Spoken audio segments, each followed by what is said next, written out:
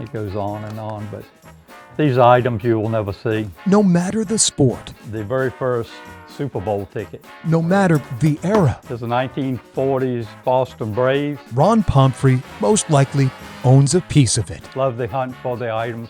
Once we got it cataloged and so forth, we go on to the next.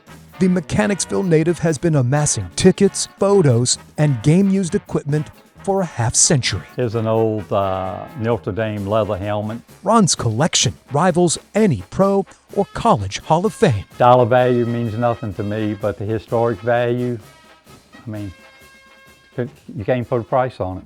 One game in particular piques his interest. Here we have an official game program for the Rose Bowl in Durham, January 1, 1942. A few weeks after the bombing of Pearl Harbor, military leaders fear another attack by the Japanese. Large gatherings are banned in California. I'm always looking for memorabilia from that game. Seldom do you find any. That year, the annual game moves to North Carolina, where Duke clashes with Oregon State. I have a few pieces here from the game that day. Fans descend on Duke's campus to witness the first Rose Bowl played outside of Pasadena. Coast to coast, it was a Rose Bowl, big deal. What is even more rare, finding a witness who watched sports history unfold that day 83 years ago. There was just such a push for everybody wanting to get in.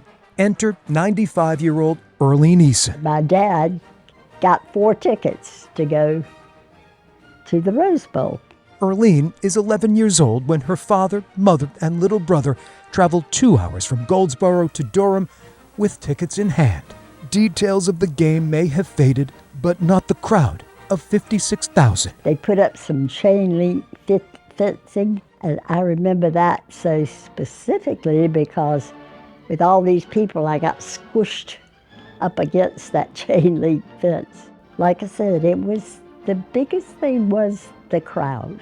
Erline and her loved ones shiver through that drizzly day. It was also very cold. I remember that part.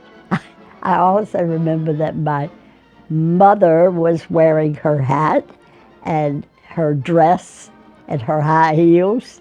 Fortunately, we had a stadium blanket to kind of wrap up during the game. I remember that vividly. Oregon State upsets Duke 20-16, but the outcome doesn't matter much.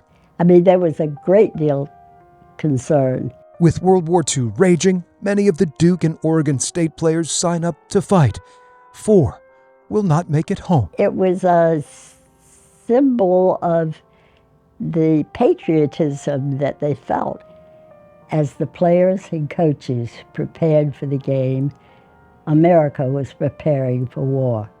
The tale of the unforgettable match is detailed in the pages of Fields of Battle. It was a game created by infamy and a war fought by ordinary boys who did the extraordinary. More than 8 decades later, this North Carolina native still cherishes one of her earliest childhood memories. Why would you want a face mask? A family field trip where she witnesses greatness on the gridiron. Well, here I am talking about it 90 years later, or however many. I think it was something you don't forget, even though it didn't get talked about a lot. Wow, did she keep her ticket? As for sports collector Ron Pomfrey, he still searches for the elusive relics tied to that tilt, the day the Rose Bowl blossomed in North Carolina. It's history. It's history. Football history was made that day. For I Have a Story, I'm Greg McQuade, CBS 6 News.